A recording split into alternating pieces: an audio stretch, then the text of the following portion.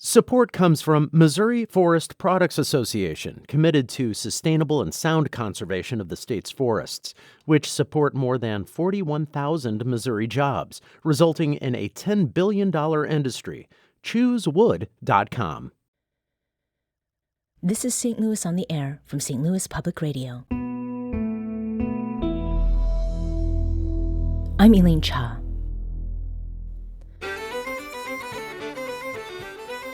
This Thursday, April 20th through Sunday, the 23rd, Irish music lovers in the STL area will mark a joyous milestone weekend.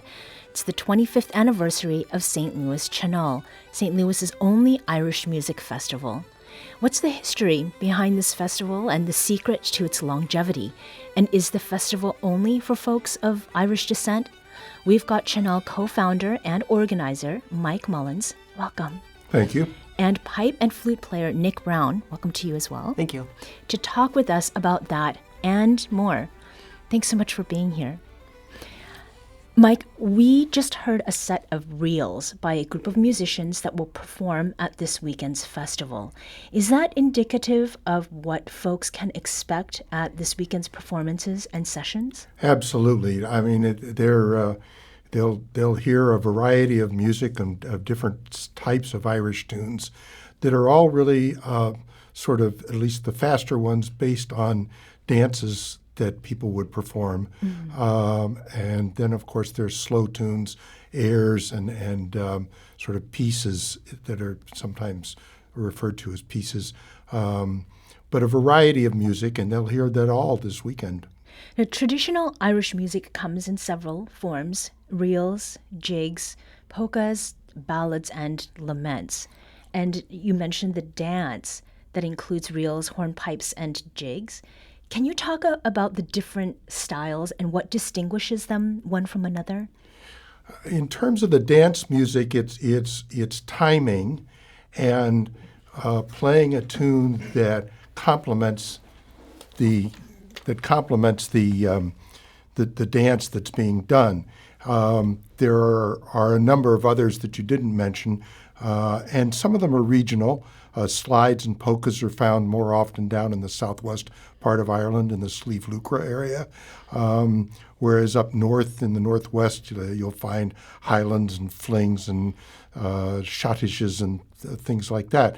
The reels and jigs tend to be fairly universal. There are slip jigs as well, and so on. So it's a variety of tunes that were basically developed to accompany dance music or dancers in a variety of settings. Okay, so you're really not meant to be still as you're listening to the music? If you're being still while you're listening to the music, it's a slow air that's designed to make you want to cry. Okay. Now, we've been referring to sessions. Right.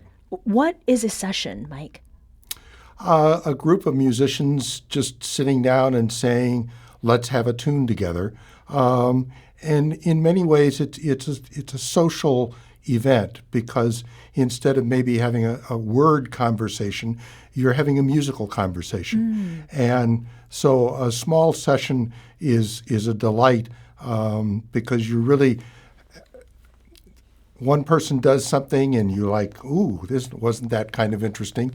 And then you do something and they sort of have the same reaction, but you're still playing the same tune. And that's what's so interesting about the music is the little variations and things and ornaments that people put into it so that it becomes their own, if you will.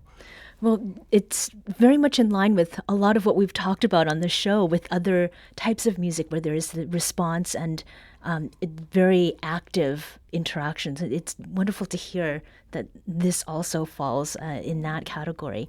Now, what are the special qualities of a session and how do they compare to other music performances? I suppose, for one thing, the musicians are almost always sitting facing each other or looking at each other. There are breaks for a chat. It's a social event more than a presentation, I guess is maybe the easiest way I can say that. that you're there to interact with somebody, not only to have a chat, but also to play a tune, as opposed to sitting in front of an audience and performing. Mm-hmm. Nick, you have been coming to St. Louis, and we'll get to a little bit of that history in a moment, but you've been coming to St. Louis specifically for this Tionól Festival. From your perspective, what are the special qualities of a session, and in terms of other music performances maybe that you have been part of in other contexts, what is it about the sessions that happen here that is something that's drawn you back? Yeah, it's a good question. So, I mean, one of the interesting things about like a Tionól and this Tionól specifically is the fact that you get to play music with world-class performers. So Mike's got a ton of great people coming in and has for years. So the very first time I came here was in 2007, and it was wild to realize that I could just sit with some really, really, really amazing musicians when I was just a beginner myself, and it's social music, so you get to do that. Even if you're not the most amazing musician, you get to sit there and play music with people, and they'll help you out. They'll be generous. They'll be nice, and you sit and listen a lot because you don't know much, but it's still great. It's really nice. So and that's that's why I keep coming back. I have a great picture of Michael Stribling, who will be coming here to teach this year, when he was about, I want to say, 10 years old, with Kevin Henry, who unfortunately is no longer with us. He was a great flute player, piper from Chicago. He was a great person. And he's giving Michael a reed, and he's saying to Michael, it's time for this reed to have a new life.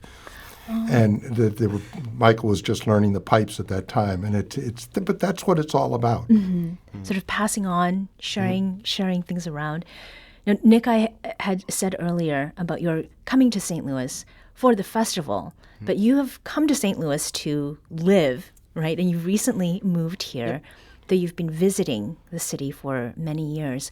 How much did St. Louis's music scene play into your decision to actually pick up house and move here? Yeah, it's 100%. Honestly, it's the thing about the sessions and the social aspect is that you end up making really good friends, and so it's the music, but the music because of the friends I've made here. So there's a couple of my really good friends who are teaching this weekend, Eileen Gannon and Rob Ryan, and I'm living in their former apartment. They just bought a house. So yeah, they're a big reason why I'm here. Another person who's taught before and is involved in helping Mike with the Tionól is Emer Arkins, and she's another reason why I'm here. So all sorts of people that, it's the music, but it's the friends, as they say, it's the friends we made along the way. Mm-hmm. And Emer Arkins was actually on our show. She spoke with our producer, Emily Woodbury, and she talked about the way circumstances brought her to Missouri and St. Louis, but the scene is really the thing that kept her here. Mm-hmm. Nick, you are not Irish, but you fell in love with the music. Mm-hmm. What do you enjoy about the playing style and about sessions? Oh, so many things. It's just fun. It's super fun. Yeah, when I first kind of got interested in it, I was growing up in Ontario, and there was a piper from Dublin named Chris Langan. There's a similar Tionól up in Toronto named after him. I never met him, but I learned from one of his students who was just in the next town over, and I heard him playing the uilleann pipes, which Mike and I had with us, and I just fell in love with the sound. So it was really, first it was the sound, and then it was the fact that I could just play social music with people and have, just a lot of fun. There's a great line, I know this, somebody who's teaching this weekend, Sean Gavin, his dad, Mick Gavin, said, not everyone, Johnny, not every little Johnny is going to be first chair violin, but everyone can play in a session. Everyone can have fun in a session. I love that. So we need to take a quick break, but when we return, we'll continue this St. Louis on the Air conversation about Tionól, St. Louis's 25 years strong festival celebrating Irish music.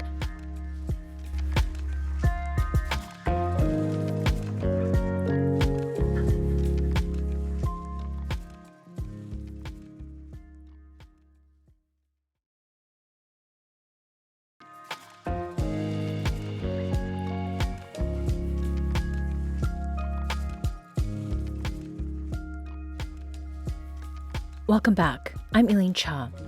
We're talking with Nick Brown, flute and pipe player, and Mike Mullins, co-founder of St. Louis Tionól, our area's only festival dedicated to Irish music. St. Louis Tionól starts on Thursday, April 20th, and runs through Sunday, April 23rd at various locations in the city. Friday night's concert is already sold out, but there are still tickets available for Saturday night's show. You can purchase them at tionol.org. That's TIONOL.org. You can also find more information on our site, stlonair.show. Let's talk about the instruments. So you both play bagpipes, and today you've brought in a set of uilleann pipes. Now, these are quite different from Scottish Highland bagpipes that many of us know. Correct. Mike, tell us about the difference between bagpipes and uilleann pipes. Wow. Well, there are hundreds of different kinds of bagpipes all over the world, for starters, I suppose, but these were developed sort of in the late 18th century, and they would be considered a parlor instrument as opposed to a instrument of war or battle or something. And you have to play them sitting down. They're much, much quieter than Highland pipes, and they have 7 reeds in them. Mm-hmm. Similar, 4 of them are similar to an oboe reed, a double reed, and 3 single reeds that provide the music for the drones. And they've evolved sort of over the years to their present form. They've been in their present form now for about the last 125 years, something like that. Now, you've offered to perform, Nick and Mike, a brief demonstration of the uilleann pipes. What is it that you are about to play? Well, I think Nick was Nick going to talk about the pipes a little bit? Is there some more that you'd like to add about? I can show you, I can play the various sounds, or we can just dive straight into playing something together, either way. Oh, yeah, let's dive right in. Okay, perfect. So, we'll play a jig together then called Garrett Berries. So a jig is in 6/8. Go from there. Okay.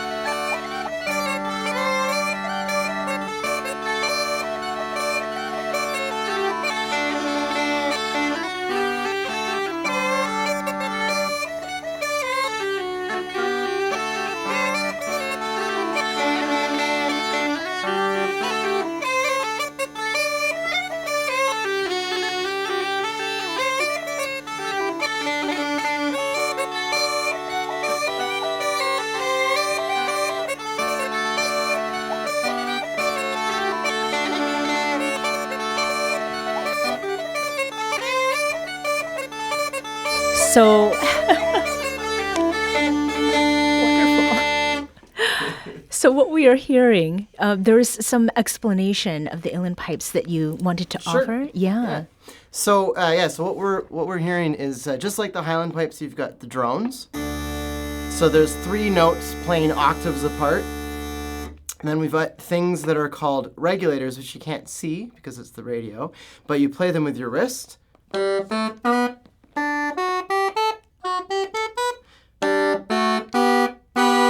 So you can play chords along with it. And then there's the main thing that plays the melody, which is the chanter. So unlike the Highland pipes, there's actually a full 2 octaves, and it is technically chromatic, although no one ever plays full chromatics on it. Okay, and why is that? Because it's tuned to the drones, and so if you tried to play an E major instead of D major, it would sound really bad. Okay. Mike, what does it take to be able to play this instrument well? Lots of practice. Okay. And how does that practice, typically come about? How do people learn? Well, the biggest problem is sort of acquiring a decent practice set to begin with, and you want to be a little careful doing that. And then the best thing you can do is find a teacher. There are videos online, but to get started, you're really much better off sort of working with somebody one-on-one, and then lots of playing. Yeah. So, Mike, you are of Irish heritage, and you spent several years in your childhood living in Ireland. Did you pick this up because you grew up with Irish music? I first heard the pipes as a kid over there, the uilleann pipes, but there was no music in my family, really. I played the Highland pipes with a band here in St. Louis when I was in college and right out of college, back in the old days in Gaslight Square. And then I had always wanted to get a hold of a set of uilleann pipes because I loved the sound. But it wasn't until the 80s that I was able to find a set, and that started my journey. Okay. And it is a beautiful instrument. How much does it cost to procure an instrument like this? At the very high end, you can be into 5 figures. Wow. Okay. And are there certain makers that are known? Oh, yes. Okay. Yeah. And are you holding one of them between the two of you? Yeah, so both Mike and I are playing a set of pipes that was made by two guys, Benedict Kohler and David Quinn. So they're both Kohler and Quinn pipes. And those are definitely some of the best. I also have a set from Joe Kennedy, who's another great maker, and Mike's got a couple sets. We were talking about this before. Derek Gleason. So there are some really, really good makers out there, and more every day, which is great. It used to be really, really difficult to get them. Even when I first started, almost 20 years ago, or just over 20 years ago, it's very challenging to find a good maker. You can't get them in a music store. You have to find somebody that makes them and wait until they're done. So. Wow. So, what would be the basic price, sort of entry point for this instrument? Well, you can get a practice set for sort of $1,500, $1,800. And that's just a bag bellows and chanter. But you want to get it from a good maker because then it can be expanded. You can add the drones, you can add the regulators to that basic set, but a chanter is the heart of the instrument. Now, Mike, this is the 25th year of the festival. Right. And you co-founded St. Louis Tionól in 1998. What was St. Louis's Irish music scene like at that time? Not much. Okay. Nothing like it is now. Helen Gannon was running the St. Louis Irish Arts School, but so many of the kids coming out of that would drop out after they graduated high school and went off to college. So there wasn't really much going on. There were no sessions going on at the time, and there was music at McGurk's. Now, there was good music at McGurk's then. Joe Burke was there and bringing in some amazing people. And my first pipe teacher, Michael Cooney, was there with Joe at the time. And how has the scene, how has it grown and evolved? It's I think, been a sort of a slow evolution into where it is now. I'd like to think that the Tionól has been helpful to some degree with that. But now there are 2 regular sessions in St. Louis. There's a sort of a group of people that are playing music on a regular basis that get together, and so it's much more lively than it was in days gone by. And, Sure. Helen's daughter Eileen Gannon, who I mentioned before, is still very much involved with the St. Louis Irish Arts.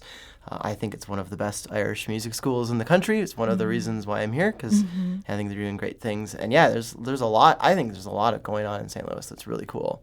And you've been coming to this festival for 15 years. What have you seen change over time?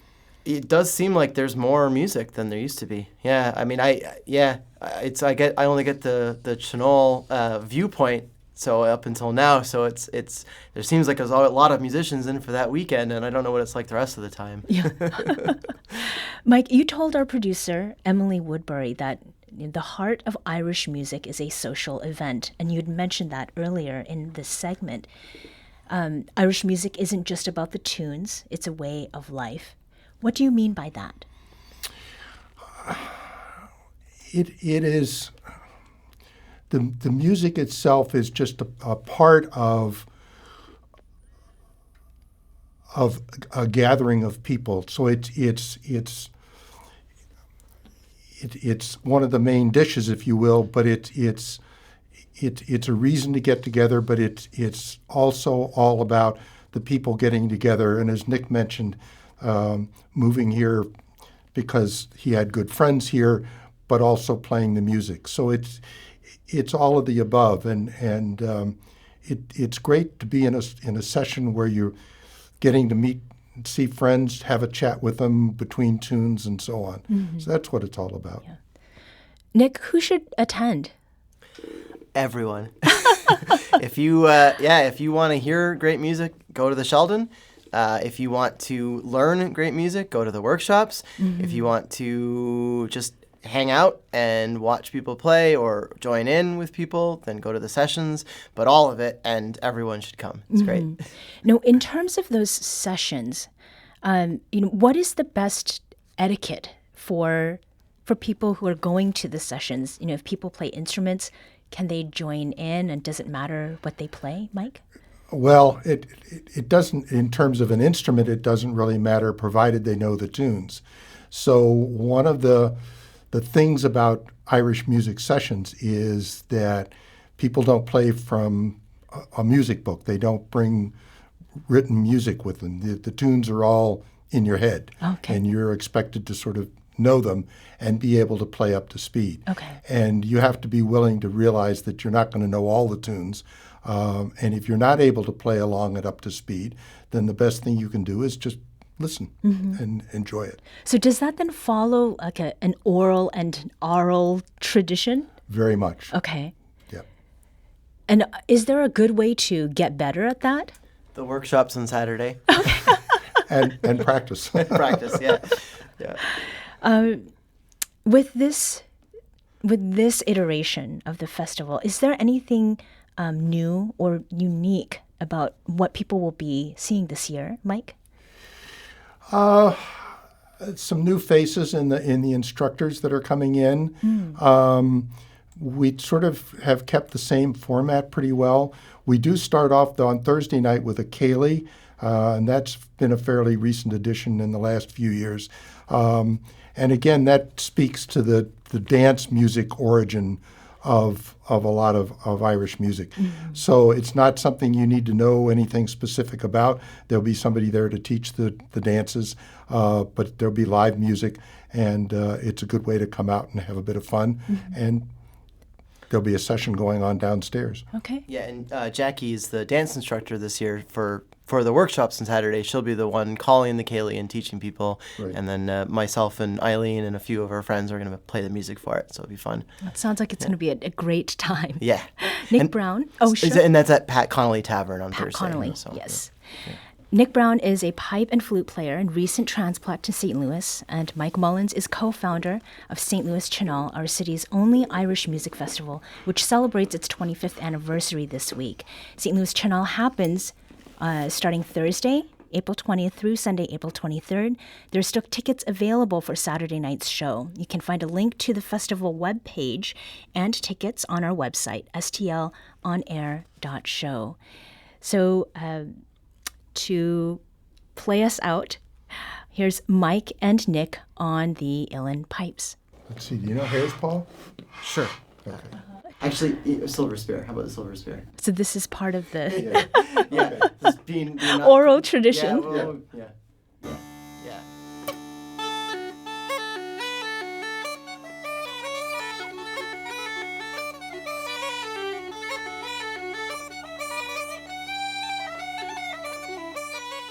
This episode was produced by Emily Woodbury.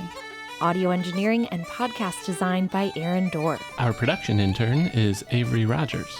Our executive producer is Alex Hoyer. St. Louis on the Air is a production of St. Louis Public Radio. Understanding starts here. Our podcast proudly supports St. Louis artists by using music from Life Creative Group. Do you find yourself regularly listening to episodes of St. Louis on the Air? Suggest us to a friend you think might enjoy our conversations, and leave us a review and rating on Apple Podcasts on the App Store.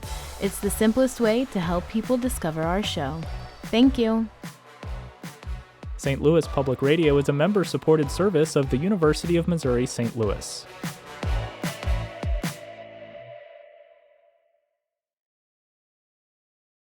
Support comes from Missouri Forest Products Association, committed to sustainable and sound conservation of the state's forests, which support more than 41,000 Missouri jobs, resulting in a $10 billion industry.